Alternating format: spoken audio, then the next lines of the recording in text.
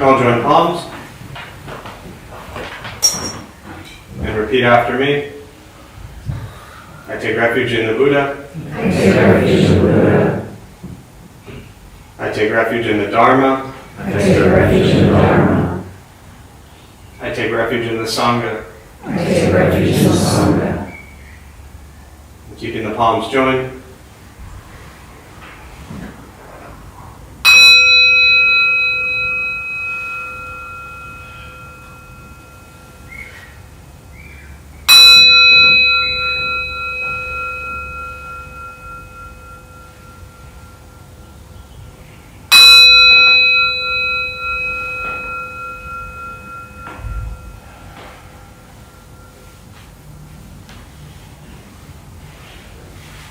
Put the palms down.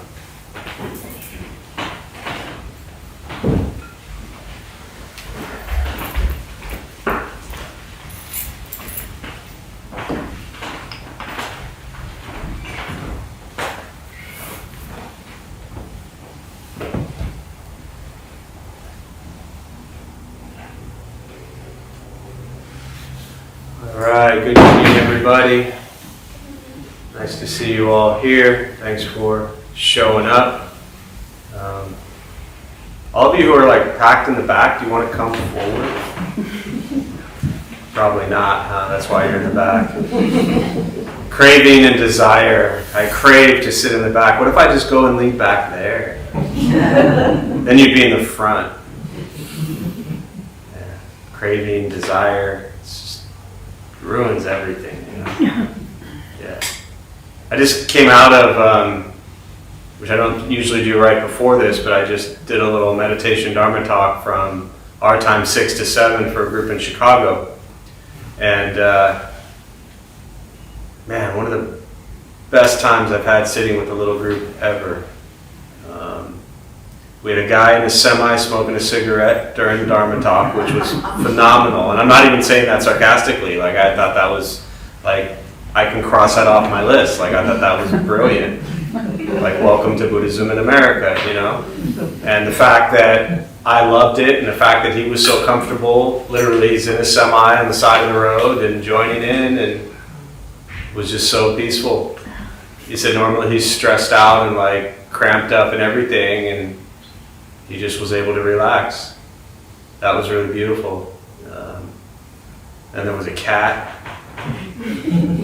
Then I did my talk on karma about us being a cue ball, and then the one guy said, you know, thank you for sharing it that way. Now I realize I'm just a cue ball. I mean, it was just like, you know. And then I said, I'm sorry to jump off so quickly, but I have a bunch of stressed out, pissed off people in the other room that I need to go sit with. So, no offense. Anyone here for the first time tonight? You're like, what is this? Welcome. What brings you here?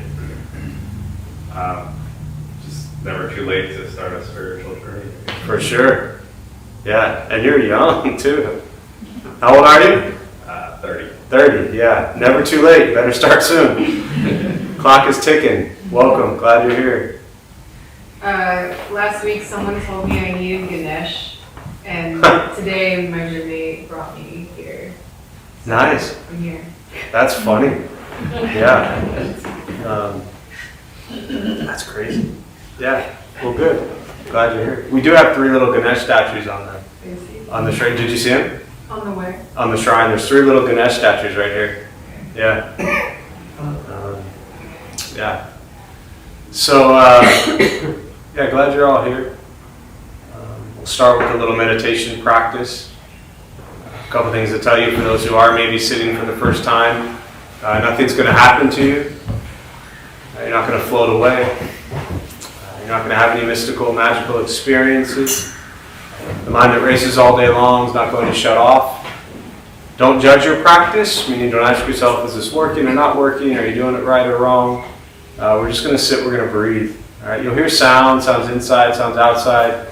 This is life. Life is filled with chaos. And this practice and learning to get quiet and still within all of the chaos. All right? Posture, you just want to be comfortable. If you're on a cushion, often it helps slide into the front third. Pushing the stomach forward allows the back to straighten, shoulders are relaxed. If you're on a bench or chair, however you're seated, just trying to sit up straight, relaxing the shoulders. Hands on the knees or lap, whatever's comfortable. If you need to move, simply move. Movement doesn't make you a bad meditator. It just means you need to move. So, I will guide us as we begin, and we'll settle into a little bit of silence. Most important, do not expect anything. We're just going to sit and breathe.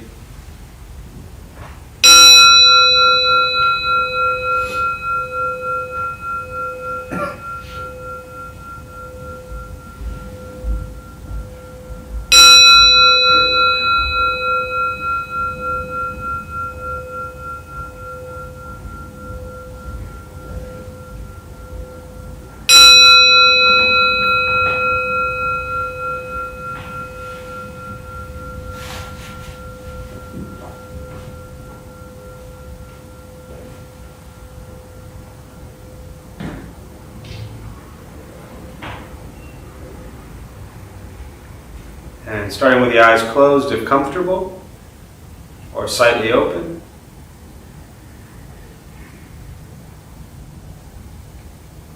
Mouth is open or closed.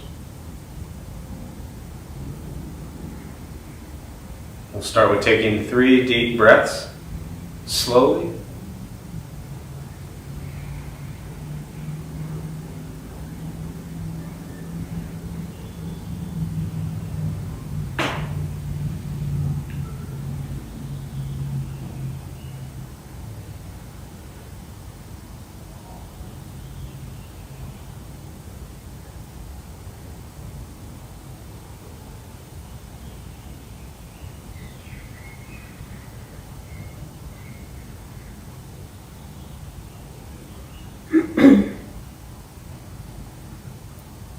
And eventually, settle into a natural rhythm of the breath.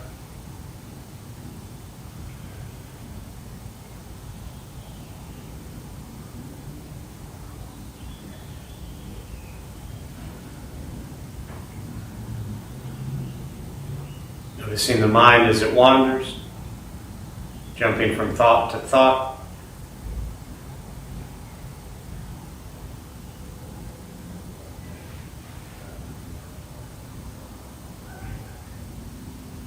Start with gently guiding the attention, focus to the stomach or chest.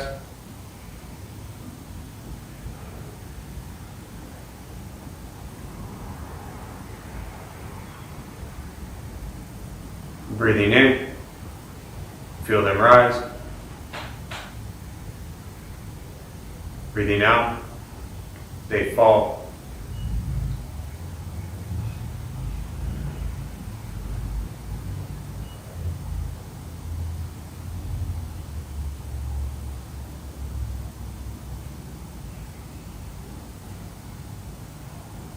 Simply continue this practice, observing sensation of breath.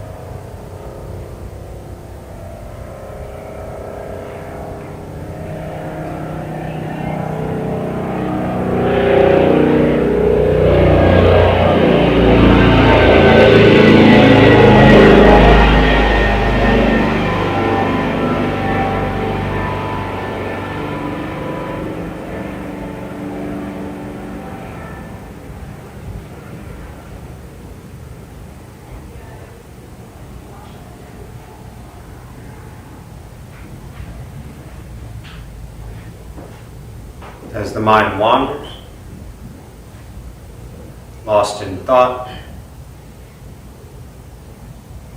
recognize it.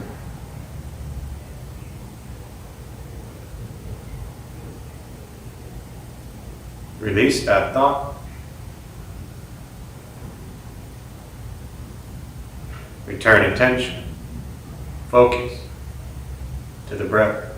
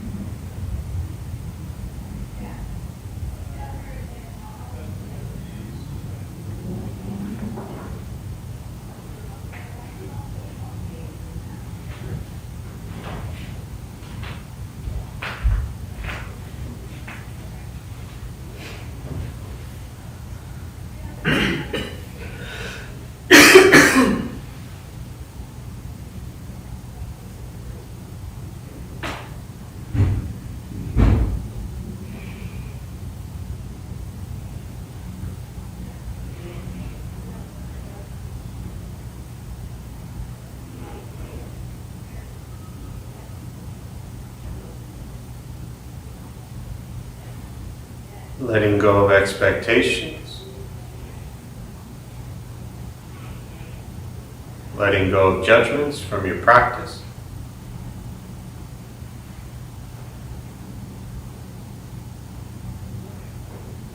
Just sitting, breathing.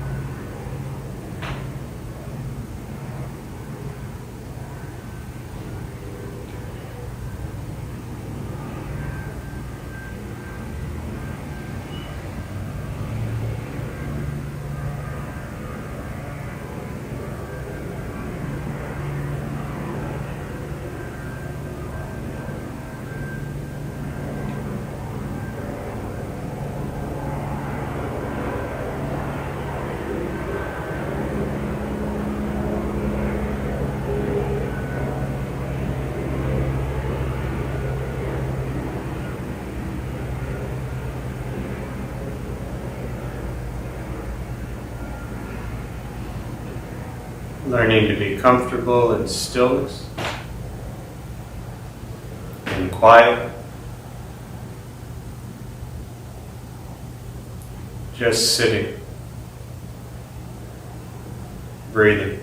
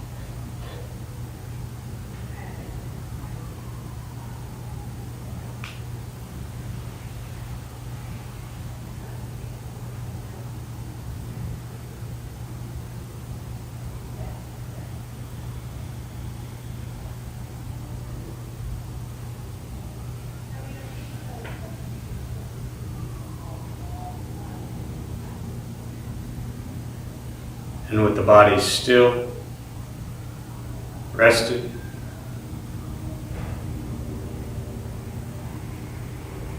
and the speech quiet, aware of all sounds, and the mind learning to settle.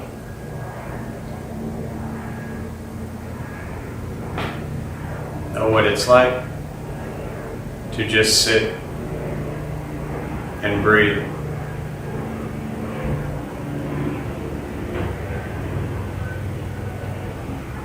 Knowing with each breath, there's nothing else to do. Nowhere else to go. And no one else to be. Everything beautiful, exactly as it is. Sitting, breathing.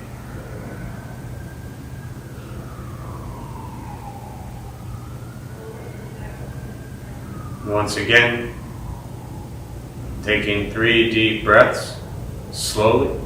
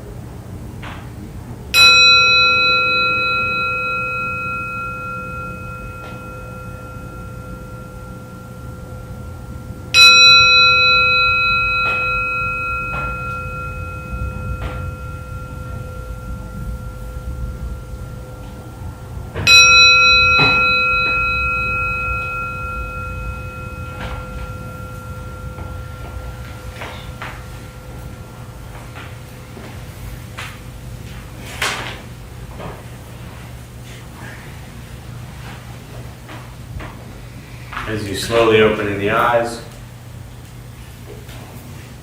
slowly beginning to move. And most important, the practice of meditation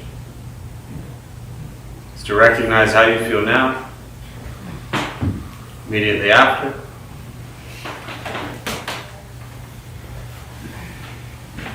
compare this to how you typically feel throughout your day. Recognize the difference, if there is one. Ask yourselves how you'd prefer to feel every day for the rest of your life. And realize however you feel now, if it's quiet, calm and still, or a busy mind, racing mind, whatever you're sitting with at this moment, it's nothing to do with anything I said. It's nothing to do with how you sit and hold the hands across the legs.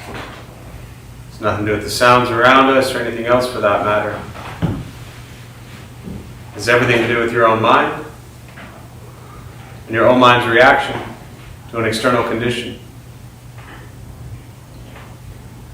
This is what the Buddha called pratitya samutpata, means dependent origination. This is the basis of the Buddha's awakening. The word Buddha simply means awakened. He was a human being, no different than any one of us, who began to understand why he suffered, why he got angry, sad, depressed, stressed, anxious. He began to understand the causal relationship of all phenomena. And what that means, very simply, for all of us, regardless where you come from or what you believe in and where you think you're going, your whole life is filled with things that happen. You react. More stuff happens, more reactions. That's it. This practice is simply learning what it's like to respond to something quietly, peacefully, still. Because for most of us, the way you responded to the last 20 minutes is quite different from how you respond to everything else that's happening throughout your day. And so all you're working on is closing the gap to where the way you feel now is closer to how you feel always. Just as driven motivated, productive, successful, whatever that means to you in your respective lives. But with a mind that's steady, clear, focused, distracted by nothing, disturbed by no one. This practice is not easy. It's not necessarily fun. It's not an escape, as often people think it is. It's direct perception into the present moment. And very often in our lives, the present moment is filled with chaos, conflict, challenges, difficulties. And in most cases, it's our inability to actually sit with life as it is that causes the suffering. Most things are just fine how they are. You just don't like how they are.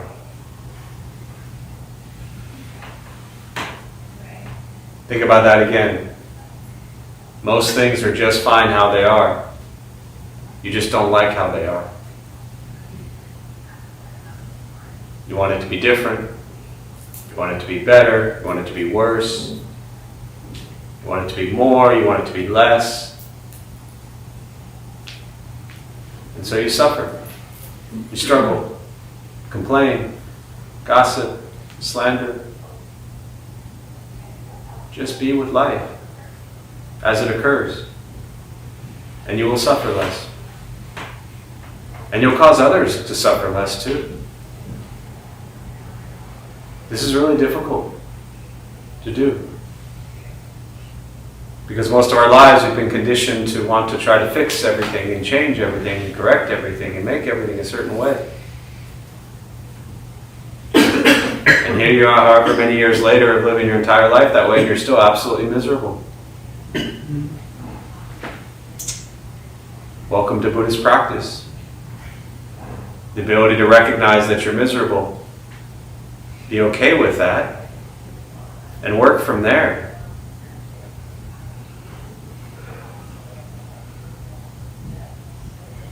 To me, this practice has always been just a mirror.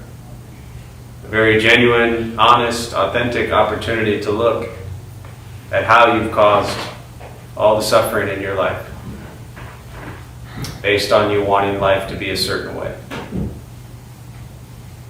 So you suffer. It's not this enough, it's not that enough. So you suffer. Everyone else is fine. Meditation is free. Buddhist practice is free.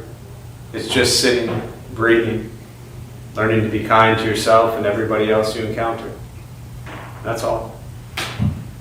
Once we stop trying to change, fix, control, manipulate everything and everyone around us, and we work on changing our mind and our reaction to the world around us, life gets simpler. But it takes time. It is a practice. It's not easy. Just keep working at it. So for me, I'll pause there. I always prefer just to respond to questions, meditation, Buddhist practice, anything you're sitting with, and we use the rest of our brief time this evening for that. And to those who are joining virtually, my apologies for not welcoming you at the beginning. I was still too focused on the last virtual group I was with. So feel free, those of you who are joining virtually, Denise and Dan, anybody else, say hello. You may now smoke your cigarettes and do whatever else you're doing. So thanks for being here. So thoughts, questions? We'll open up to that. And to those virtual, if you have any questions, feel free to put them in the chat box and I'll do my best to respond as well. Yeah? I am really having difficulty keeping my mind, meditating and keeping my mind still or trying to find stillness. It's just so busy. So, it seems that a thought comes up before I know it, and then I'm thinking about something else, and I'm really looking to connect physically, emotionally to what I'm doing, and I'm really having difficulty with that. Yes, you are. So, you seem to be working really, really hard, which would only be your mind, at finding stillness. That's a lot of work. to find stillness.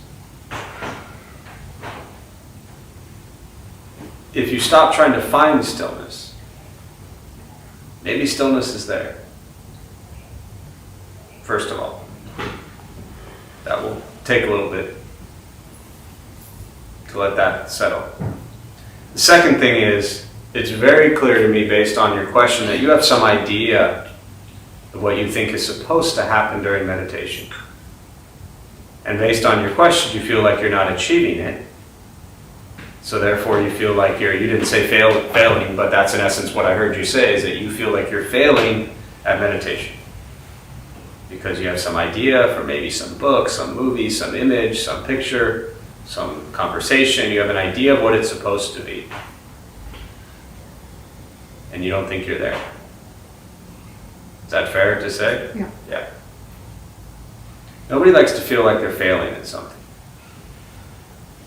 Because you'll give up. Right?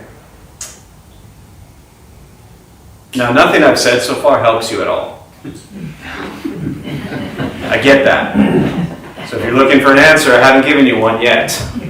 But what I just said so far, I think is very important. You're struggling, fighting, searching, seeking, craving, desiring, like running through a brick wall. The way you described all that, trying to find stillness. And then what you're trying to find and what you're defining as stillness is actually just some made-up thing that you've read about or heard about. So far, this is why you're asking the question. A couple things that may be of benefit to you. I know you're in the front here, but can you show of hands? Was anyone over the last 20 minutes able to quiet and still their mind? If anyone's hand is up, they're lying. Okay? And we're not talking about morality tonight, but they should come to that class. The reality is, no one in this room quieted their mind or stilled their mind. Everyone in this room had a mind that was just as much of a mess as yours is. Their mess was just different. Maybe you were thinking about dinner. Maybe they were thinking about laundry. Maybe you were thinking about when you were 18 years old. Maybe they were thinking about when they were 30 years old.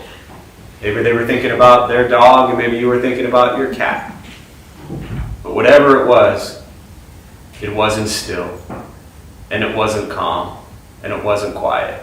It was a racing, absolute mess, just like your mind. Do you know what everybody did during those 20 minutes? Nothing. That's great. What do we normally do with the mess of a mind? We make a mess. Right? Again, I still have not helped you, but I need you to understand these things. Now,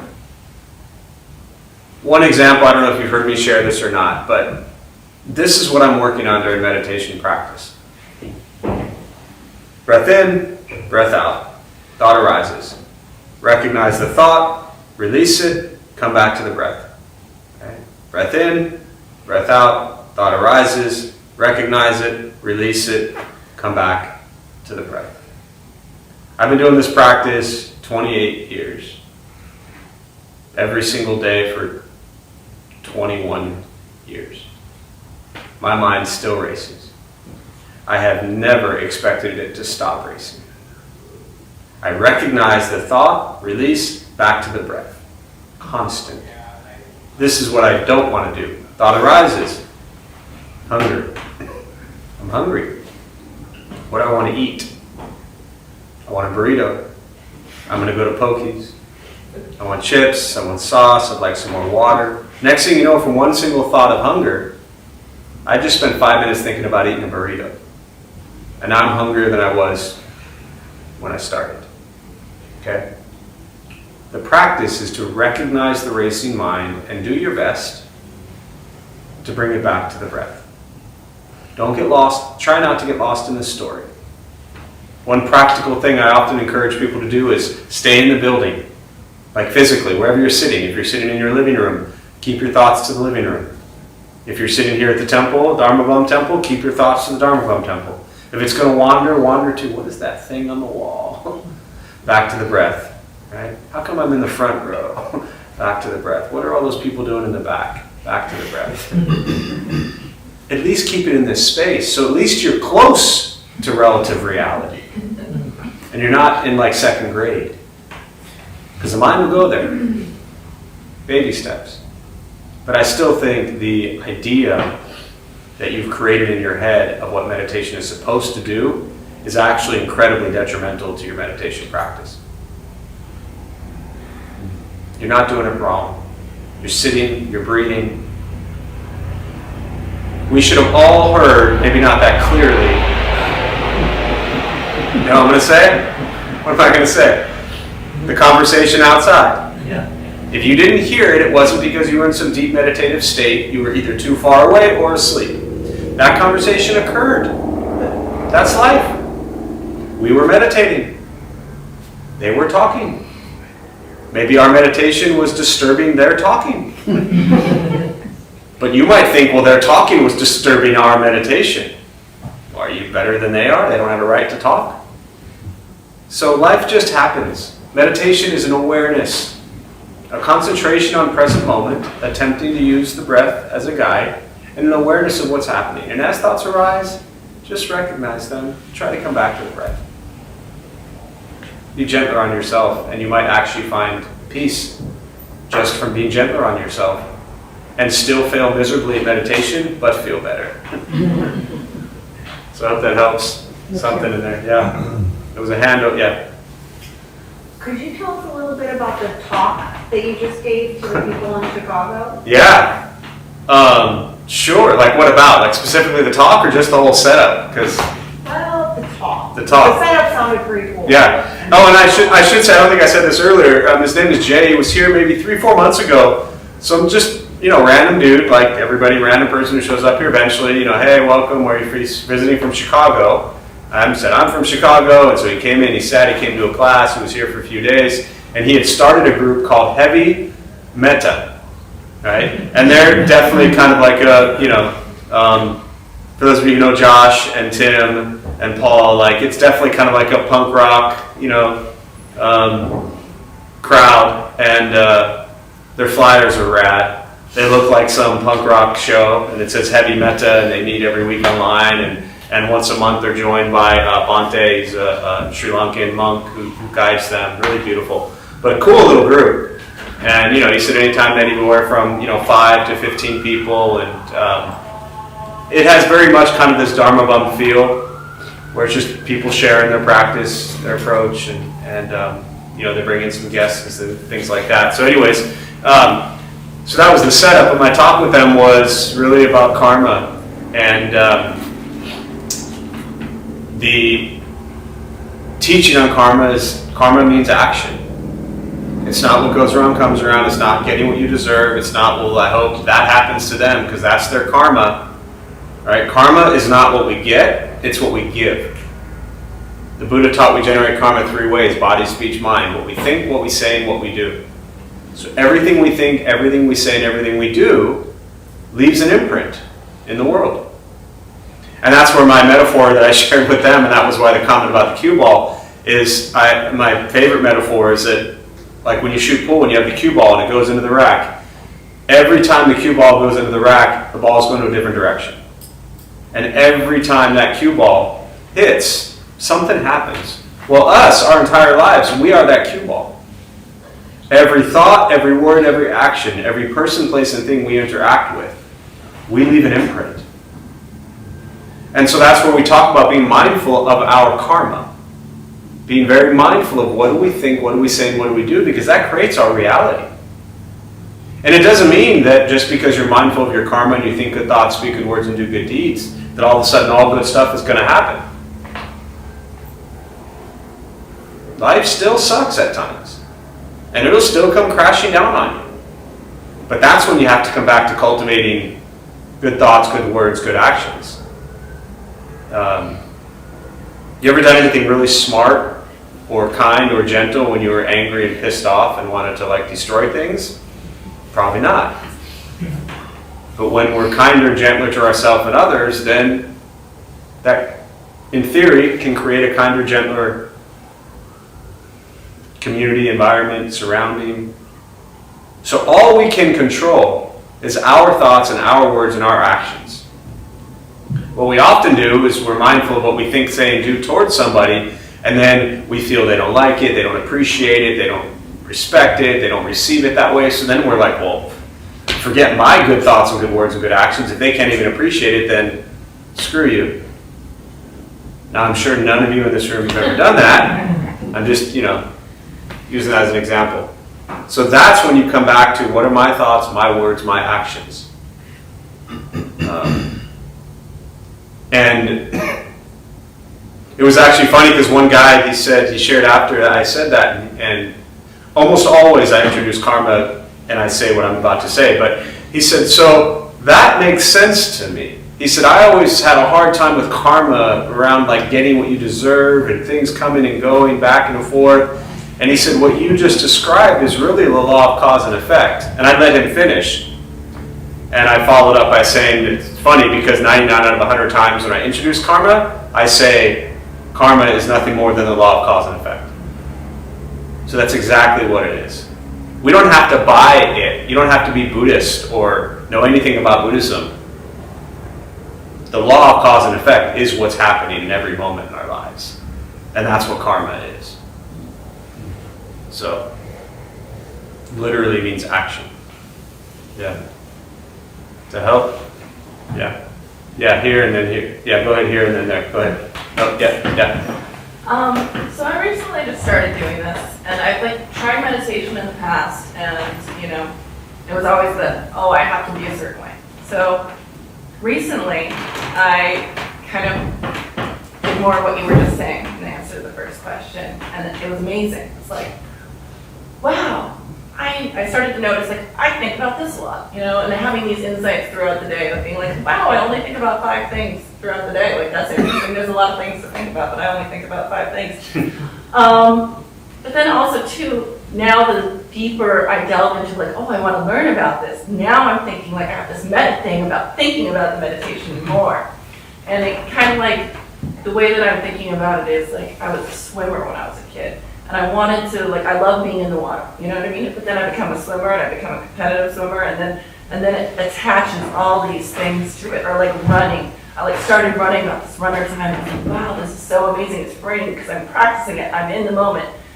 And then, and then I run, and the better I get at it, then I'm like, okay, comparing that to the last run, and this run, and this run. So, I guess, my question kind of is, do you have any, insight or wisdom to, learning more and practicing more while not getting, I don't know, maybe that attachment part is inevitable, but, balancing that knowing versus that, experiencing? Yeah, I almost cut you off and said I don't even need a question, but I'm actually glad that I let you finish with the question because I didn't want to be the rude asshole cutting you off. But Type A, intense, must win, this practice is perfect for you. When I first got into Buddhist practice, I was like, I'm going to be the best Buddhist there is. And then I realized, well, that's the dumbest thing in the world. You sound a lot, that's why you sound a lot like me, just as a person, right? Super intense, super driven, super be the best, win, conquer, more. That's the beauty of Buddhism. There's nothing to win. There is no more. There is nothing to conquer.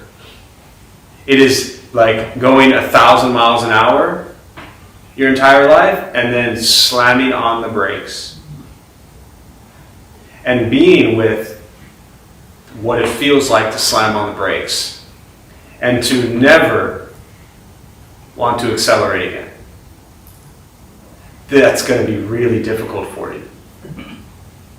What I almost heard you say at the end, and I'm using my own words here, was do you have any tips on how to learn more so I can get it faster, but also not drive myself crazy while I go through this and don't compare myself, right? Ultimately try, and again, I can say all these things, but it doesn't, give it like 10 years. And I mean that, like, I'm not even joking. You know, give it 10 years. I always say that this Buddhist practice, it's not a 6-week course. It's not something you like do for 3 months and you get it. It's not something where I've been leading an intro class for 15 years and I'm never going to stop leading an intro class. I don't feel qualified to lead anything more than an intro class, because to think good thoughts, speak good words, and do good deeds is hard enough. There's no like next in Buddhism. It's just a every moment to moment practice of being mindful and aware of what you think, what you say, and what you do. Sure, are there books to read? Are there YouTube Dharma talks to listen to? Like, there's all that stuff is there. And you're welcome to go in that direction. But based on the 3 minutes of you speaking, I would highly advise against that. I would advise just slowing everything down and learning to be okay with not conquering, not winning, and not being the best. Because what for me, I realized was once I stopped trying to make Buddhism about something outside of me, and I made Buddhism about what was inside of me, I was like, fuck, I ain't winning nothing. I'm just a mess. Absolute mess. And that takes a long time. So, I hope that helps. Yeah. Yeah. You kind of are starting to answer the question I'm about to ask. Okay. Okay, so I've been meditating for about 10 years now. The last 3 years I got really serious about it, and I feel like my life has become more chaotic, but I've just gotten more chill with it. I've lost a lot of important relationships, but also become more aligned with what I really want to do in life. But I also feel like it's a struggle to balance my karma, my generosity and kindness with other people, and my care for myself. And what do you have to say about that? Yeah, so there's a lot there. I'll just try to paraphrase it maybe, especially for those virtually that maybe didn't hear it. So you've been meditating about 10 years, much heavier practice the last 3 years, and lost a lot of personal stuff in your life, relationship things around that, any sort of spiritual journey that's going to happen, whether it's a spiritual journey or not, right? You know, Buddhist teachings on impermanence, right? All things come together for a period of time, all conditioned phenomena, all cease to exist. So whether it's in our life for literally a minute or 80 years, everything in our life at some point in time will be gone. Every person, place, and thing in our life will be gone. Cannot change that. So a lot of loss. And then the last part around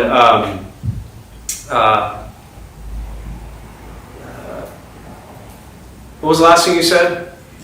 I'm struggling with like balancing my There you go. Yeah, got it. The last thing you said was around practicing, your karma and your generosity, but also balancing that with yourself, right? The self-care. So the first part, you get it, you understand, you're on your journey. I'm not even going to touch on that, right? People come, people go. That's just what's going to happen. You've been at this 10 years, a lot more intense the last 3. If you continue kind of this intense, whatever that means to you, of meditation and Buddhist practice, your life is going to continue to unfold, continue to fall apart, continue to come together, continue to fall apart. And yes, as you said, you're going to be able to manage it better. For those who are maybe newer to Buddhism, Buddhism doesn't mean all of a sudden your life is all just going to be like, yeah, this is all great now. No, your life is going to completely continue to come together and fall apart, whether you practice Buddhism or not, whether you meditate or not. Your life will come together at times and your life will fall apart at times. And the beauty of this practice is actually doing what you said, which is, I'm just okay with it when it falls apart. You didn't actually say it that way, but that's kind of what I heard you mean. Yeah. So the last part of, often people say, well, I feel like I'm giving, and people are taking advantage of me. I've been there. Yeah. That's not where I'm at right now. Okay. So I'll never forget years ago, somebody, and I share this a lot, but someone asked my master, do you ever feel like people take advantage of you? And He was probably about 70 at this time. He'd been a monk since he was 12, so he'd been at this for a minute. And he laughed and he smiled and he said, yes, all the time.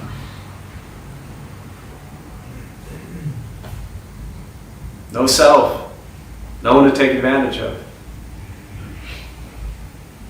We choose whether we want to be in a situation with people or not. The Bodhisattva practice, right? Bodhisattva means awakened being. The Bodhisattva practice, the vow is to be reborn life after life until all sentient beings are free from suffering.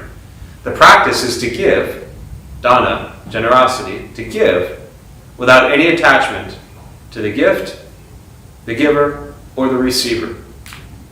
So, self-care is important. Welcome to America 2024, therapy, psychology, Western, self-care, self-compassion. Please take care of yourselves. But that has nothing to do with giving. In fact, caring for yourself, one of the best ways to care for yourself is to give. That's what the Buddha taught. But for some reason, and I'm still wrestling with this, because as we get further and further in American culture and further in people getting, I'm not even trying to express this yet, it's going to take me a few years if I live that long to figure this out. But the joke I often make, and I mean this very seriously, not in a joking way, I always say when people come up around therapy questions, right? I always say Buddhism is different from therapy. Both important. Half the people here are in therapy. The other half of the room are therapists. And half of them are in therapy, right? But they can't come here because they sent their clients here, patients here. So both are important. Don't abandon one or the other, but they're not the same thing. In therapy, everybody talks about, they bring in then mindfulness and self-compassion, and so sell that compassion for yourself. Love yourself. I'm all for loving yourself. I'm all for having compassion for yourself. For a kid who grew up hating himself and angry and pissed off all the time, I get that. So I'm not knocking it. I get it. But you know how I started to actually feel better about myself? I stopped trying to do anything with me. It wasn't about me anymore. I was miserable, depressed, and I started going into prisons 21 years ago and being of service in prison. And no matter how depressed I was and how much I wanted to die, 2 hours later when I walked out of that prison, I felt like the greatest person in the world. Not because I spent 3 hours on self-compassion. Not because I went to a day spa. Not because I took a self-day. Whatever they call those. And again, I know I sound like I'm being a smartass and I'm not intentionally trying to offend anyone. But the Buddhist teaching is non-self. Yet we're all wrapped up in making sure our selves are cared for. That's not what the Buddha taught, my understanding. He taught the root cause of suffering, number one, is greed. And the way to overcome greed is with the practice of dana, which is to give time, attention, heart, smile, love. Not to stop giving. And that's my big concern with Buddhism in America, is this big kind of push I feel the last couple of years of everybody's like, well, I don't want to give too much. And you asked the question, but this is to everybody in the room that asks this question 1,000 times a year. I guess one of the biggest reasons my life fell apart was I gave too much. Well, I don't want to get into specifics, because the less I know, the better. I don't like to know anything personally about anybody. It makes this stuff harder to do. But I would just ask you to ask yourself, not even to respond, just to think about it. And I mean this with all the love and genuine sincerity as possible. Did your life fall apart because you gave? Yes. Hang on, there's a second part to that. I just said don't answer it. Think about this. Did your life fall apart, hang on, because you gave? Or did your life fall apart because of the way somebody else was? These are two different things. It was my... Honestly, the specifics, and I'm not even trying to win this thing, I just want you to think about this. Because we've all been in situations in our lives where we have given a lot. And it's received well. No problem. And we've been in our lives where we give a lot, and it's not received well. And therefore, there's a problem. But what I'm really highlighting here is the problem the fact that we were giving, or is the problem that maybe we were just with someone we shouldn't have been with? See. That's what I want to caution, is that we then build these boundaries. Because this isn't what Buddha said. Buddha didn't say close yourself off and stop giving. He said give, and when you have nothing left to give, you keep giving. That's the way to end suffering. You don't have to be with anybody. If someone you don't feel appreciated, respected, I've spent 25 years working with victims of domestic violence, abuse, sexual assault, rape, you name it. You don't feel safe, you don't feel healthy, you have boundaries, you get away. But the danger is then we build these walls. And then we want to engage in relationships with people, and we're like, well, I'm so scarred from the last time, I have this huge wall, so I can't give. That's not what the practice is. The practice is to give and be fearless. And there will be some people who will receive your giving in a loving, gentle, beautiful way, and some people who will just throw it back in your face. And when they do, you leave. Is that more to think about? Yes. Yeah. Thank you. It just made me, there's a thing that you say, it has to do with when you give, and you're the same. And doesn't, before you give. Oh, the three factors of giving, yes. Yeah, and that's hard when you're in situations and relationships with people, even as a parent, you got little kids, it's like constant care and constant giving, and you feel like you're burning out, or you need somebody to give to you, you need more care, there's a lot of that. When you take all that away, and you don't have any expectations other than to give, Right. doesn't matter how they receive it, doesn't matter how they treat you, doesn't matter what your feelings are going into the situation, and it doesn't matter what your feelings are after the situation. When that all goes away and there's just the giving, it makes it a little easier to not feel like you gave and then you didn't get what you expected. Yeah. Yeah, and I think that, there's certain, obviously every situation is different, right? So for a child, you're giving your child and it's not returned and received the way you want it to. It's still your child. You're not, for the most part, you're probably not just going to leave. Right. Right? And that sounds more of like maybe a personal, intimate relationship or something like that. Yeah. It's a combo. I was a therapist for children, but also wow. led into my other relationships. Okay, yeah. So each situation obviously is different and unique, but what Meredith's talking about is the three factors the Buddha taught. Generosity. True generosity, there's three factors for it to exist. You feel pleasant before, you feel pleasant during, and you feel pleasant after. This is generosity. And to give, as you say, as I always say, the practice, as I was taught, was to expect nothing from anyone ever. And you will never be disappointed. And if you want to leave certain relationships or dynamics, you leave them. But when you don't expect anything, then you're free to choose. Do I want to stay in a relationship where I'm getting nothing, or do I want to go?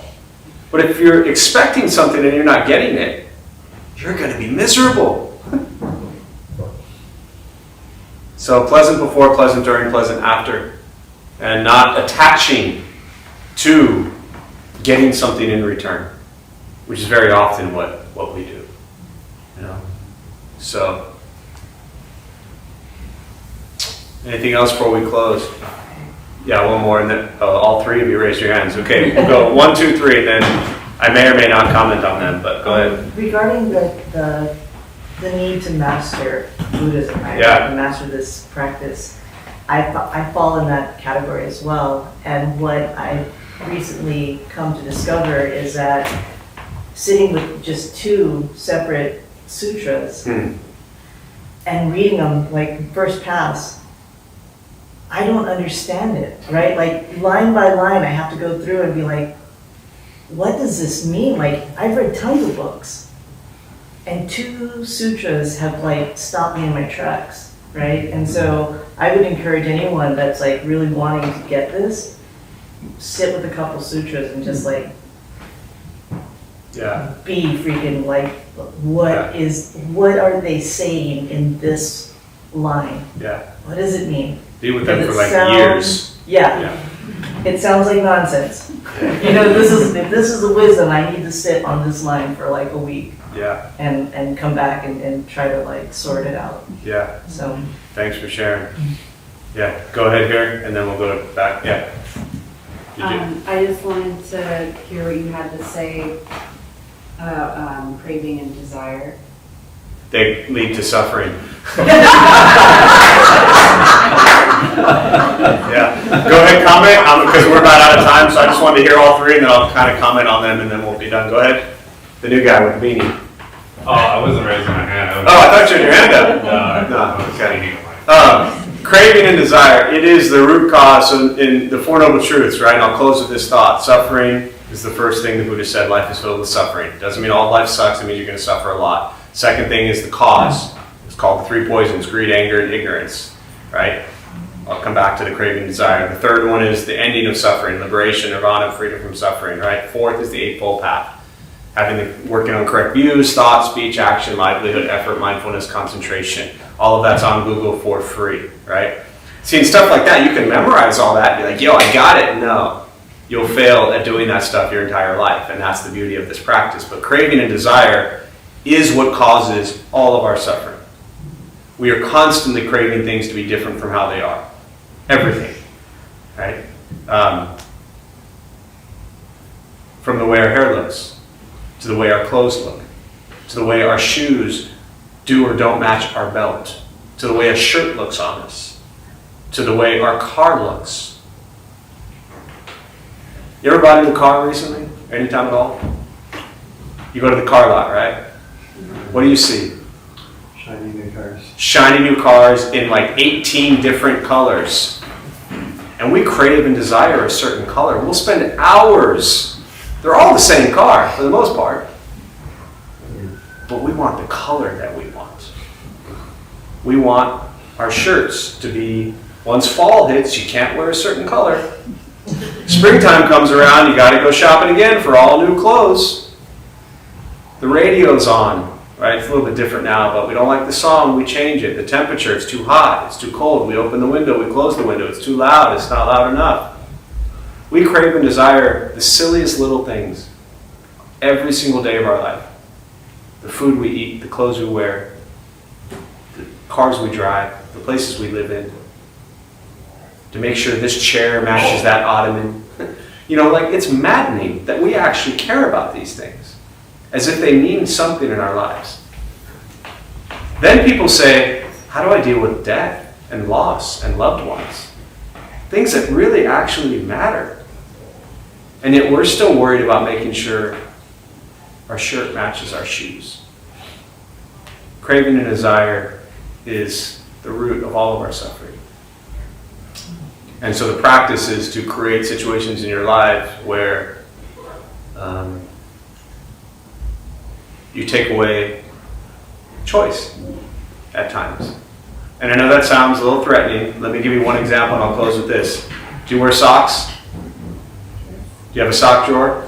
Yes. Are all your socks like rolled up and matched? Yes. Okay, making this easy on me. So tomorrow when you go to start your day, go into your sock drawer, unravel everything. Do you like control? Maybe. Yes. Always liars in this room. You know? It's just a room full of liars. Unravel all your socks, shake them all up, close your eyes and grab 2 socks. And if you randomly get 2 that match, do it again and take 2 socks that don't match and put them on your feet. And don't wear jeans that cover your socks. And see how hard it is to actually wear socks that don't match. And then report back. And then we can really get into craving and desire once you've tackled wearing different socks that don't match. Does that help? No, at all. We'll join palms. May the benefit of this practice be shared with all beings in all directions. May all beings be at peace. May all be free from suffering.